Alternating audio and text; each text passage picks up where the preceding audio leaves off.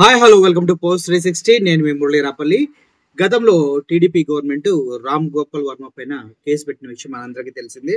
అప్పుడు తనని అరెస్ట్ చేయడం కోసం డెన్ దగ్గరికి వెళ్ళి నానా రాద్ధాంతం చేశారు పోలీసులు, ఒంగోలుకు సంబంధించిన పోలీసులు.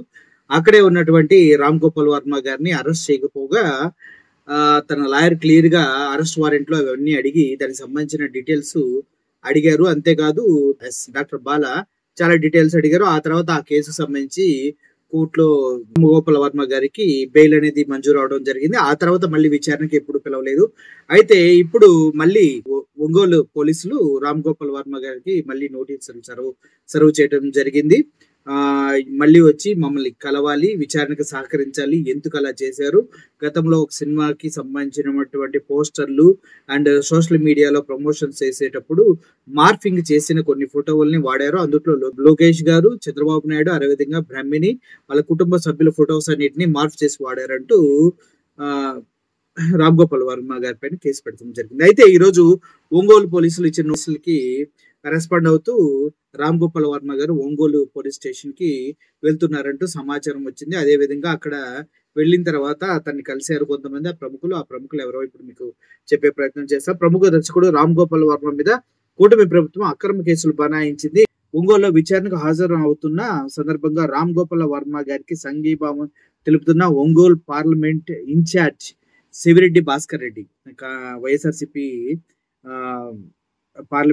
ఒంగోలు పార్లమెంట్ కి ఇన్ఛార్జ్ గా ఉన్నటువంటి చెవిరెడ్డి భాస్కర్ రెడ్డి గారు వెళ్లి రామ్ గోపాల్ వర్మ గారిని కలవడం జరిగింది. అదే విధంగా ప్రకాశం జిల్లా వైఎస్ఆర్సీపీ కాంగ్రెస్ పార్టీ అధ్యక్షుడు దర్శి ఎమ్మెల్యే డాక్టర్ బూచేపల్లి శివప్రసాద్ రెడ్డి గారు కూడా రామ్ గోపాల్ వర్మ గారిని కలవడం జరిగింది. అక్కడ ఏం జరిగినా చూసుకుంటామంటూ తనకు భరోసా ఇవ్వడం కూడా జరిగింది. అదేవిధంగా మాజీ ఎమ్మెల్యే మార్కాపురం ఇన్ఛార్జి అన్న రాంబాబు గారు కూడా అక్కడ వెళ్ళటం జరిగింది. ఓవరాల్ గా రామ్ గోపాల్ వర్మ గారు ఒంగోలు పోలీస్ స్టేషన్ కి వెళ్ళటమేమో కానీ రాజకీయంగా వైఎస్ఆర్సీపీ పార్టీకి ఎవరైతే పనిచేస్తున్నారో వాళ్ళంతా రామ్ గోపాల్ వర్మ గారికి తోడుగా ఉండి ముందుకు నడుపుతున్నట్టుగా తెలుస్తూ ఉంది. అయితే ఓవరాల్ గా ఇప్పుడున్న సిచ్యువేషన్ బట్టి రామ్ గోపాల్ వర్మ పోలీసులకు సహకరించడం తప్పించి వేరేటువంటి అవకాశం లేనట్టుగా కనిపిస్తుంది. అంతేకాదు ఇప్పుడు అక్కడ శివరెడ్డి భాస్కర్ రెడ్డితో కావచ్చు, అదేవిధంగా డాక్టర్ శివప్రసాద్ గారితో కావచ్చు, వీళ్ళతో కలిసిన వీడియోస్ ఒకసారి మీరు చూడండి.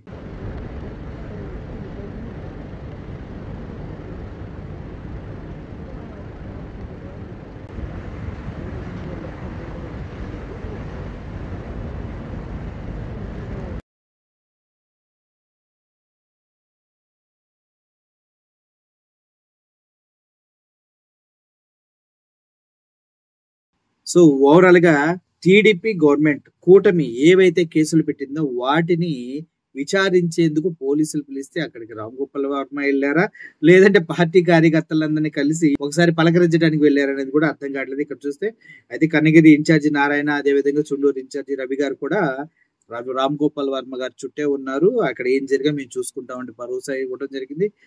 రామ్ గోపాల్ వర్మ గారు కూడా భయపడే వ్యక్తి ఏం కాదు, ధైర్యంగానే వెళ్తారు పోలీస్ స్టేషన్ కి. ఆయన కొత్త కాదు, కేసులు ఆయనకు కొత్త కాదు. అసలు ఈ కేసు ఇటు నుంచి ఎటు వెళ్తుందో అన్న క్లియర్ విజన్ ఉన్న ఏకైక వ్యక్తి ఎవరంటే కేవలం రామ్ గోపాల్ వర్మ గారే. సో ఓవరాల్ గా మనం చూసుకున్నట్లయితే ఫార్మాలిటీగా వెళ్ళి కలవాలి, పోలీసులకు రెస్పెక్ట్ ఇవ్వాలని ఒక ఉద్దేశంతోనే వెళ్ళి మంచిగా వాళ్ళకి సహకరించి వచ్చే విధంగా కనిపిస్తుంది. చూద్దాం, కూటమి కేసులు అనేవి పెడుతూనే ఉంటున్నారు. ఎవరైతే వైఎస్ఆర్సీపీ పార్టీకి దగ్గరగా ఉన్నారో వాళ్ళందరిపైన, అందుట్లో రామ్ గోపాల్ వర్మ కూడా ఎక్సెప్షన్ ఏం కాదు. సో ఒక ఫెయిర్ గేమ్ ఆడక తప్పదు, ఎప్పుడైనా కూడా ఆడదాం. మా పైన కూడా కేసులు ఉన్నాయి కాబట్టి మేము కూడా ఫైట్ చేస్తూనే ఉన్నాం వాటి గురించి. వెరీ సూన్ ఒక గుడ్ న్యూస్ కూడా మీకు చెప్తాను. Thank you for watching this video. Murali signing off. Thank you so much.